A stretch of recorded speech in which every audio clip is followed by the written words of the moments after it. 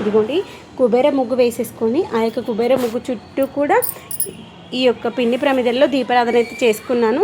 నక్షత్ర దీపాలు అనమాట, 27 నక్షత్రాలు కదా, ఒక్కొక్క నక్షత్రానికి ఒక్కొక్క దీపం చొప్పున దీపారాధన అయితే చేసుకున్నాను. ఈరోజైతే మనకి కోటి సోమవారం అన్నమాట.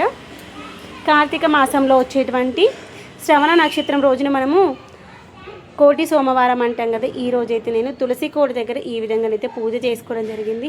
ఇలా తులసి కోటకి పందిరి వేసేసుకొని చేసుకుంటే అన్నమాట పూజ సంతోషంగా అనిపిస్తుంది.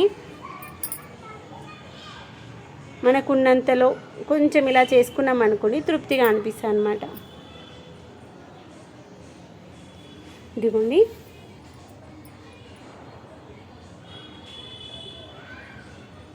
ఈ విధంగా 365 మత్తులు వేసేసుకొని వాటిని ఈ విధంగానైతే అలంకరణ చేసుకొని ముట్టించుకుంటాను. కింద ఏంటంటే మనము ఇంకొక ప్రమిద పెట్టేసుకున్నాం అనుకోండి, కింద ఫ్లోర్కి మనకి వేడి తగలకుండా ఉంటుంది. తర్వాత ఈ యొక్క మనం 365 వత్తులు ముట్టించుకునేటప్పుడు తులసి కోటకి దగ్గరగా మాత్రం ముట్టించుకోవద్దు, కొంచెం దూరంగా ముట్టించుకోవాలి. ఎందుకంటే దాని యొక్క వేడి అనేది చెట్టుకు తగిలింది అనుకోండి చాలా సెన్సిబుల్ అనమాట. తులసి మాత నిద్రపోవడం జరుగుతుంది. అందుకోసం మనము కొంచెం దూరంగా పెడితే ఆ యొక్క చెట్టుకి వేడి తగలకుండా ఉంటుంది. ఏ చెట్టుకైనా వేడి తగిలింది అనుకోండి చెట్టు మొత్తం కమిలిపోయినట్టుగా అవుతుంది అనమాట వేడికి. అందుకోసమని ఇది కూడా తులసి మాతని ఈ విధంగా మంచిగా ఒక పీఠం వేసుకొని ఆ పీఠం పైన కుబేర ముగ్గు వేసుకొని కుబేర ముగ్గు వేసినటువంటి పీట పైన మన తులసి మాతను పెట్టేసుకొని ఆ యొక్క తులసి మాతకి వాటర్ వేసేసి తర్వాత పసుపు కుంకుమలతో అలంకరణ చేసుకున్న తర్వాత మన తోటలో వచ్చినప్పుడు మల్లెపూలు కనకాంబరాలతో ఈ విధంగా అలంకరణ చేసేసుకొని తర్వాత మనం పూజ చేసుకున్నప్పుడు వచ్చినటువంటి కొబ్బరికాయని అక్కడ పెట్టేసుకుని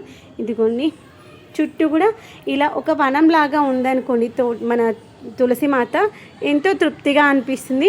అయితే ఈ యొక్క తులసి కోటకి నేను వేసినటువంటి పందిరి చూడండి, మన దగ్గర ఉన్నటువంటి పైప్స్తో ఇలాగా వేసుకొని, మనకి సిటీలో అయితే ఆకులు దొరకడం కష్టం కదా, మన చెట్లకు ఏ ఆకులు నేను ఆకులు అయితే వాడతాను. ఈ ఆకులని ఏం లేదు, ఇప్పుడు బాదం ఆకులు ఉన్నాయి కాబట్టి బాదం ఆకులను వాడుకుంటున్నాను. ఇదిగోండి జలదీపాలు అయితే ఇలా ముట్టించుకున్నాను. జలదీపాలలో ఎక్కువసేపు దీపం వెలుగుతుంది తెలుసా, చాలా మంచిగా అనిపిస్తుంది జలదీపాలు అయితే. ఇదిగోండి